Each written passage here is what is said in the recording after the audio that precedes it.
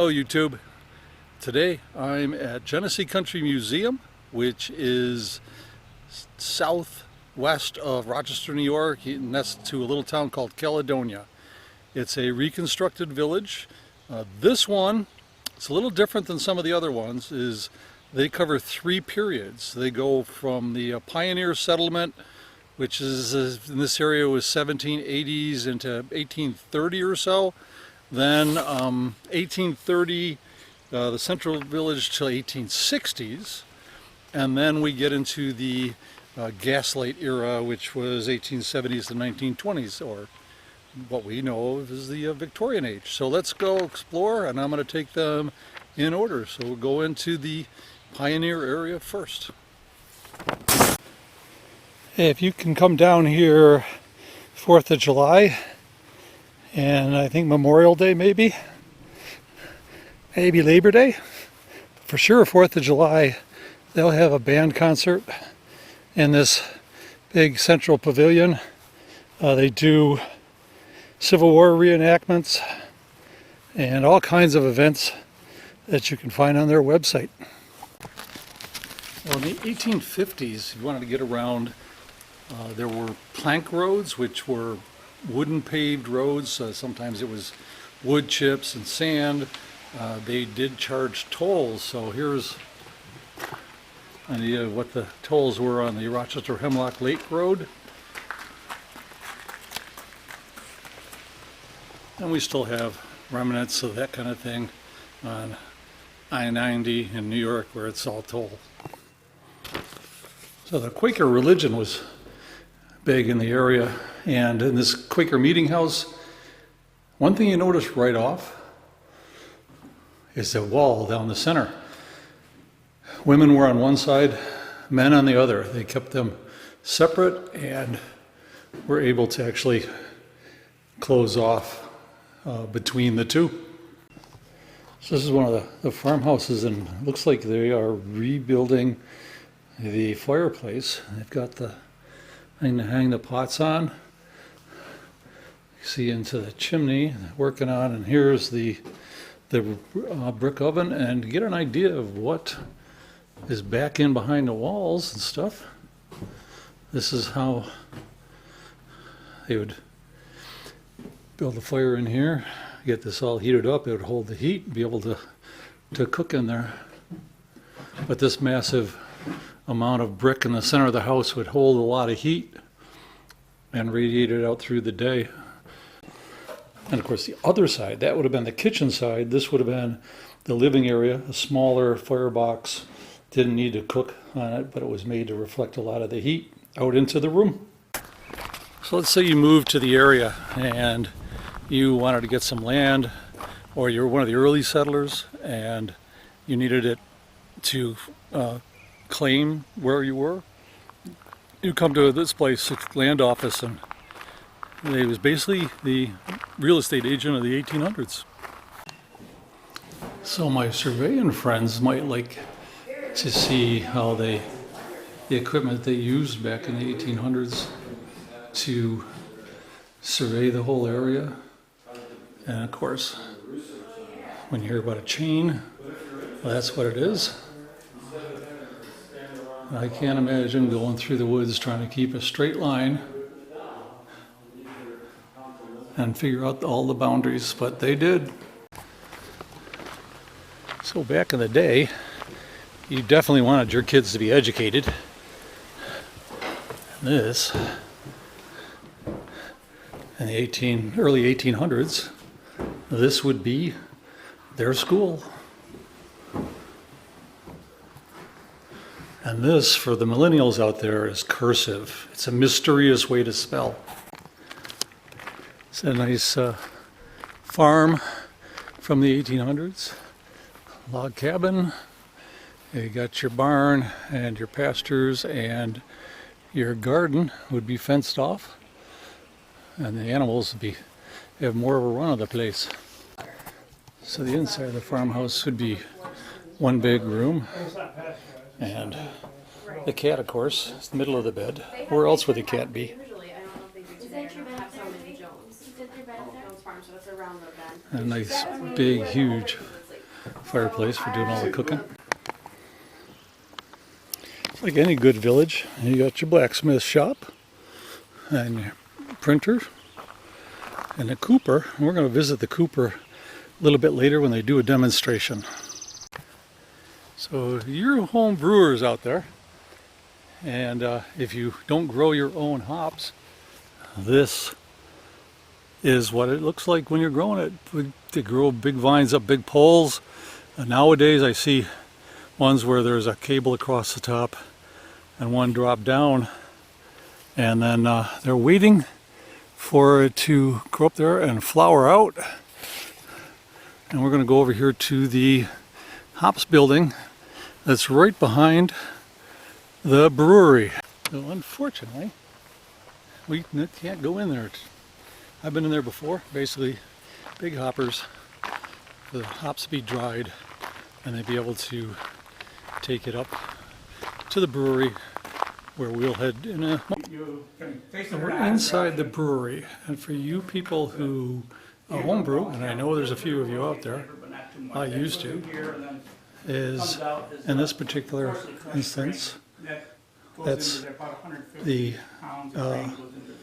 mash kettle, and they would drain that out down below, use the pump it back up into the brew kettle, and add the hops, and then when actually pump it up with this one, and then after a couple hours of boiling, they put this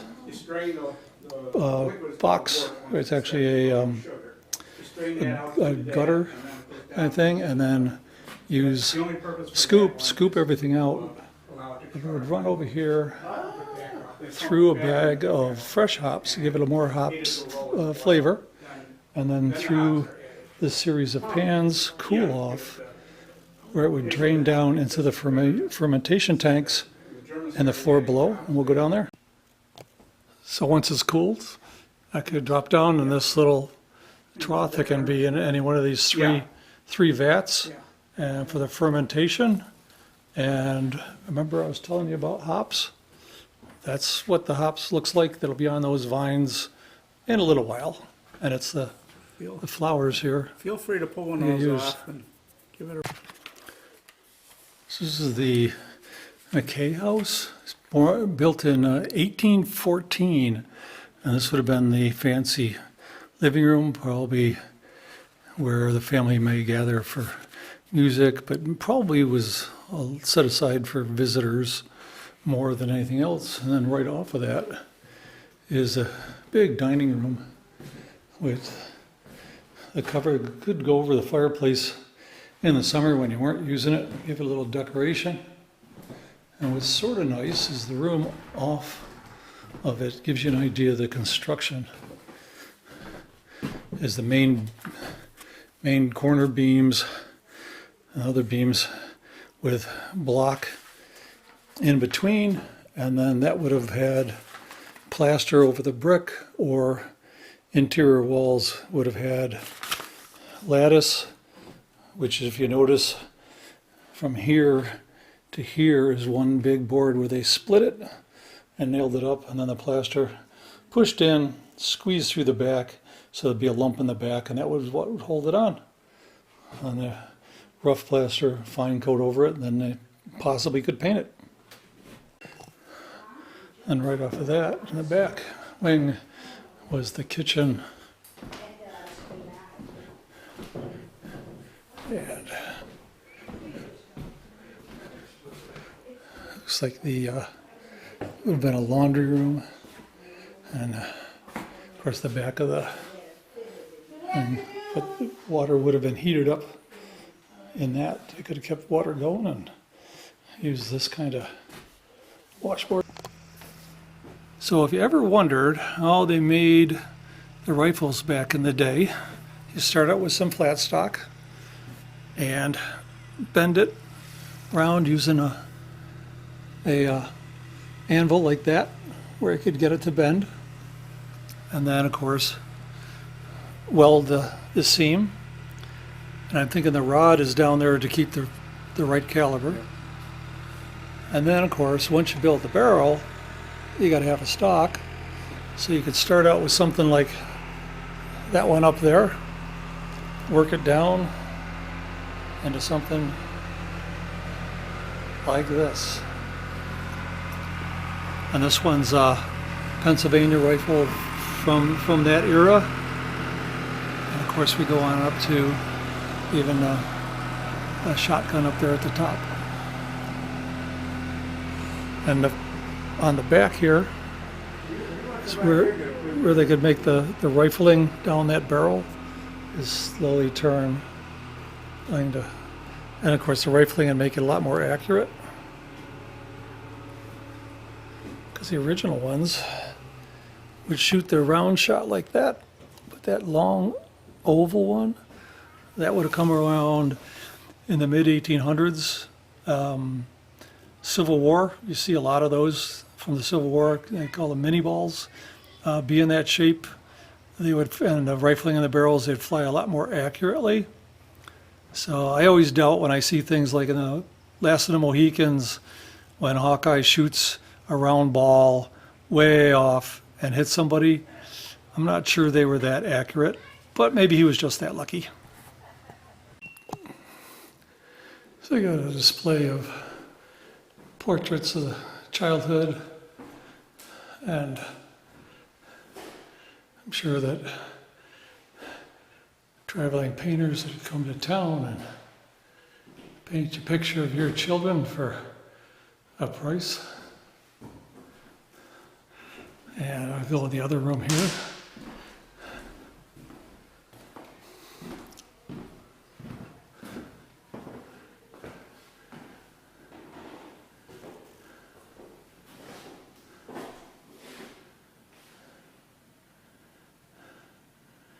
And here's the original wording of the Pledge of Allegiance. Anybody notice what's not in there? And now we're going to visit two of my favorite houses here, saving them till last. One is this octagon house, and the other is the mansion back here. This is in the Gaslight District, so we're talking the Victorian era. And let's go into the octagon house first. So one of the challenges with an octagon house is all the odd angles. You know, square house, furniture is made for square things, big things on flat walls. But like in that corner, that settee can't sit in the corner. It could sit on this wall or across, and a little bit of wasted space in the back. But this is later, so we would have had a coal burning a fireplace, would have burned longer, hotter, warmer. And then right next door is the room, and again, weird little corners, knickknacks and stuff. So one of the things that makes this one of my favorite houses is the central staircase. And as we look up it, it goes up to the cupola on top.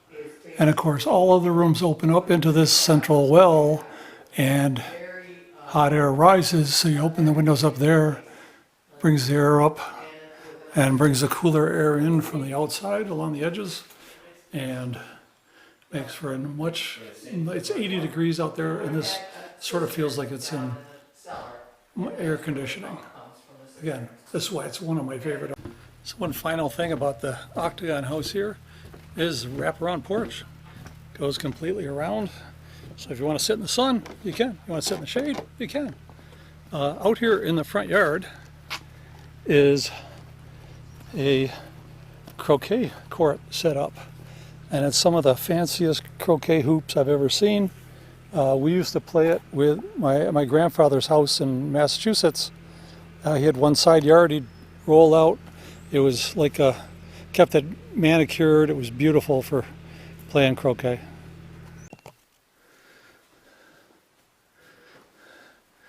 So one of the reasons I like this house, other than is, well, just how it looks on the outside, but the size of the rooms. And I'm looking These ceilings are at least 10 feet, maybe 11 or 12 on the second floor here. And little spots to sit in the sun, and the big bedrooms. And of course, the kerosene lanterns, but just the size of the place. And there is a third floor, and but they don't have it set up with the cupola like over in the Octagon house. So it's not really good for ventilation, but they also got some cool little niches built in for the statuary, and it's just a cool old house. So this piece, if you can look really, really close, and hopefully the reflection letting you, is a lot of this is made from hair of family members and braided and woven and made into this very decorative thing. And a lot of times you did this with the hair of the deceased as a memorial for that person or those people, because obviously there's more than one kind of hair in here. Now this room, just off of the kitchen, a little small bedroom down here on the first floor, and that walker makes me think of this. My mom would have called this the sick room.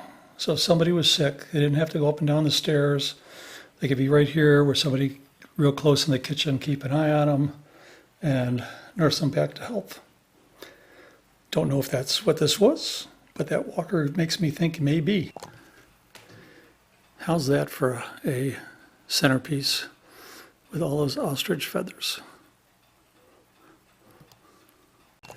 And of course, modern kitchen, not cooking over an open fire, but built-in cast iron stove. And actually that's the first one of those I've seen anywhere I've been. Of course, you have a big fancy mansion, you got to have a nice carriage house out back. So let's take a step inside and check this out.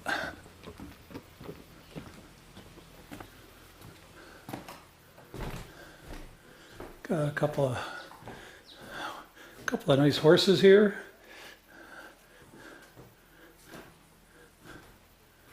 And we can't really get in here, but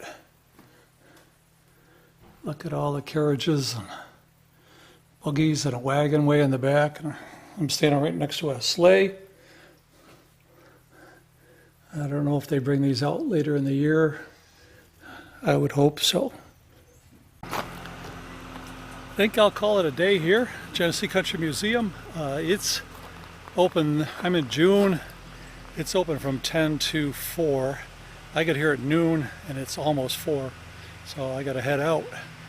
And I didn't show you half of what's here. There's a lot of very knowledgeable people and can take you through all aspects of 19th century life in Western New York. So I'm gonna hit the road, see what else I can find. See you later, YouTube.